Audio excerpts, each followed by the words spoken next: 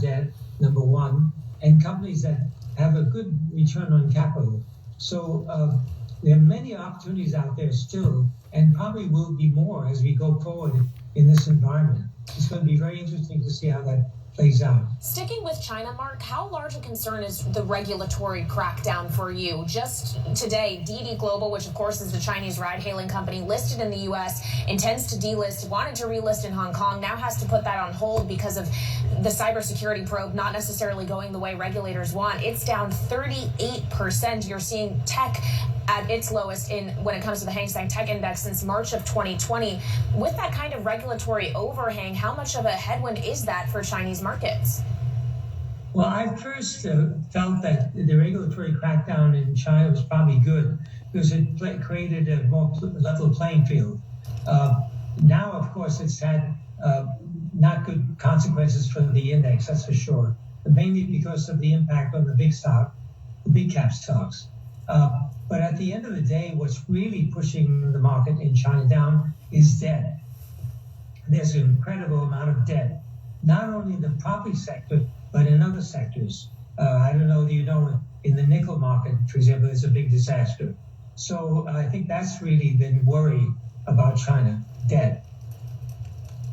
Mark, you've been really positive about China in the past. How significantly changed are your views now, say, versus even 3 months ago on what is happening in China?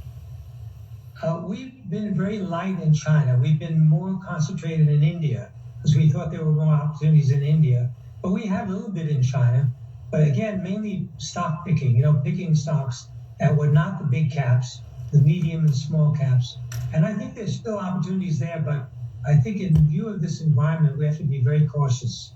I necessarily, at this stage, would not be heading. Mark, you mentioned nickel there, which obviously blew up in quite dramatic fashion this week. I'm wondering what your view is of the metals at this point. I think nickel prices will do quite well going forward. As you know, one of the biggest producers is Norilsk Nickel in Russia. Given the fact that you have these sanctions, it'll be difficult for people to get their hands on nickel. So nickel should do fairly well. And of course, you've seen the counterpart that, you get palladium with nickel. Palladium has gone through the roof. It's done better than gold, far better than gold, in fact. So I think nickel will be okay. Final question from me, Mark. What do you think about cash right now? In this kind of environment, do you need to be invested? Cash is king in an environment like this. But I would not put more than 15% in cash at this stage of the game. Now's the time to be stock picking and looking at good stocks that have gone down a lot for no good reason, just because of the environment or because of the index.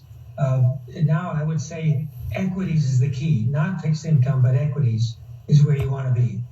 All right, be in equities, but cash is king. We'll leave it there. Mark Mobius of Mobius Capital, the founding partner there. Thank you so much, staying up quite late for us in Singapore. This is Bloomberg.